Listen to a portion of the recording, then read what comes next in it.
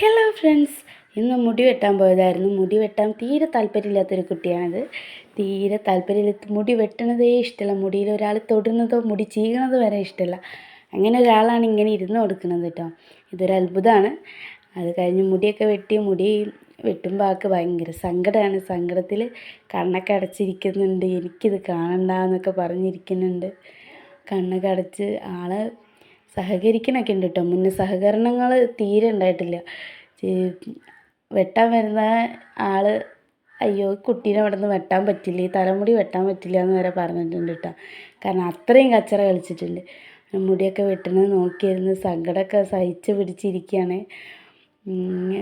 അംഗനവാടിയിലെ വാർഷികം വരുന്നതുകൊണ്ടൊന്ന് വൃത്തിക്ക് പൊക്കോട്ടെ എന്ന് വിചാരിച്ചു. അതവന് പറ്റുന്നില്ല. അങ്ങനെ മുടിയൊക്കെ വെട്ടി. അതിൻ്റെ ഇടയിൽ പുഷ്പയുടെ കഥകളാണ് പക്ഷേ അയാൾ പറഞ്ഞുകൊണ്ടിരിക്കുകയാണ്. പുഷ്പ ഹിന്ദിയിൽ ഭയങ്കരമായിട്ട് ഹിറ്റായി. ഞങ്ങൾക്ക് ഓരോരുത്തർക്കും ഓരോരോ അഭിപ്രായമല്ലേ സിനിമേനെക്കുറിച്ച്.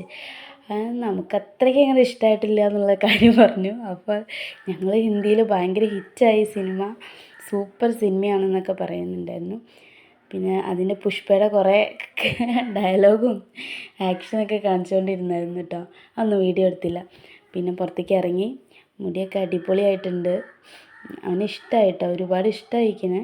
ആദ്യമായിട്ടാണ് വെട്ടിയതിൽ ഇത് മാത്രമേ ഒന്ന് ഇഷ്ടമായത്. പിന്നെ ഞങ്ങൾ വീട്ടിലേക്ക് പോവുകയാണ്. വീട്ടിലേക്ക് പോകുന്നതിന് മുന്നേ കിൻഡർ ജോയ് വേണമെന്ന് പറഞ്ഞു. കിൻഡർ ജോയ് വാങ്ങിച്ചു.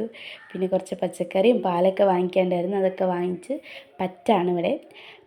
പൈസ പിന്നെ കൊടുക്കും.